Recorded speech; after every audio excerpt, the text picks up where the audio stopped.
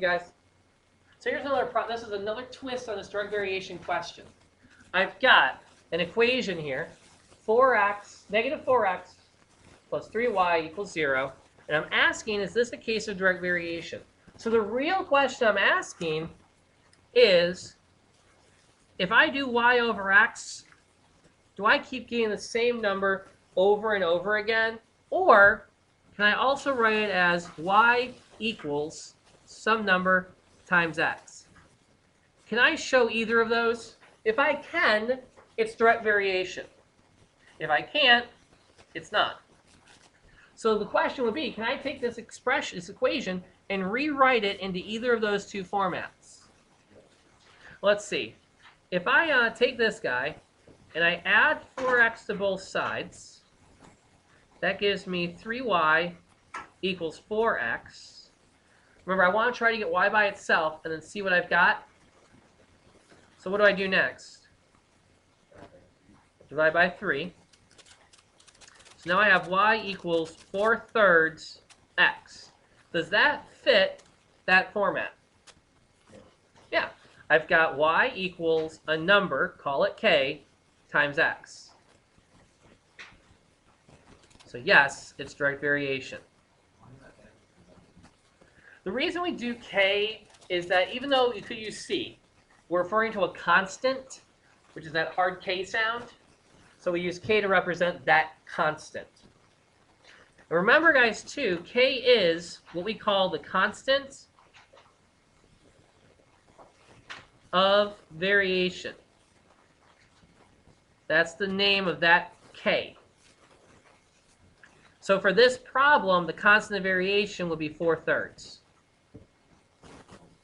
That's another kind of question we're going to ask you guys.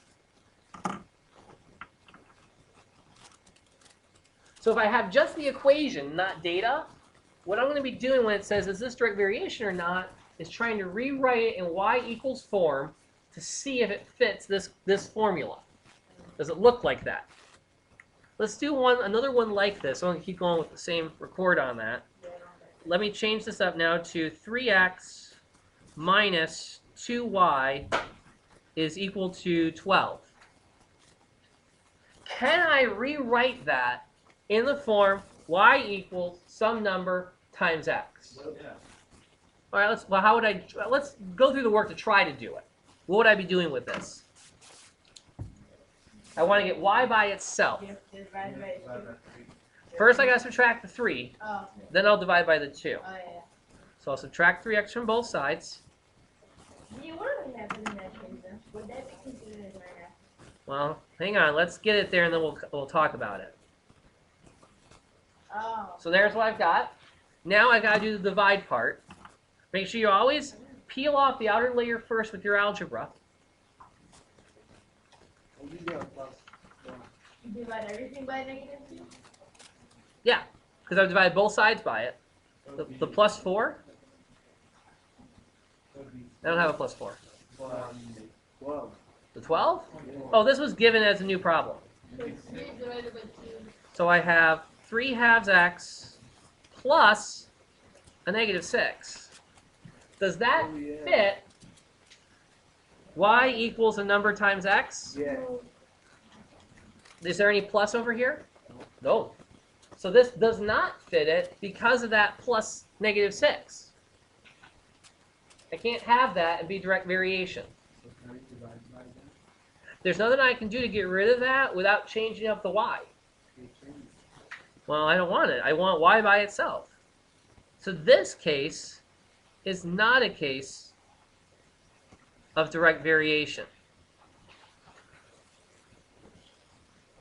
Because I did not get y equals a number times x, I can't use the label of direct variation to discuss it.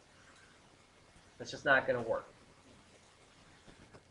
I did do it. Let me slide back up here for a second. This equation led me to this. That fits the format, so I can say it. This equation led me to this when I solved it for y. You notice in both cases, my goal was to get y by itself. That's what I did, and I looked to see what I got. Wait, I said there's variation for plus -x. Plus negative. because I've got that extra thing on it. If I had ended up with just this when I was finished, yeah, that's direct variation. Yeah. But because I've got that plus negative 6, that rules it out.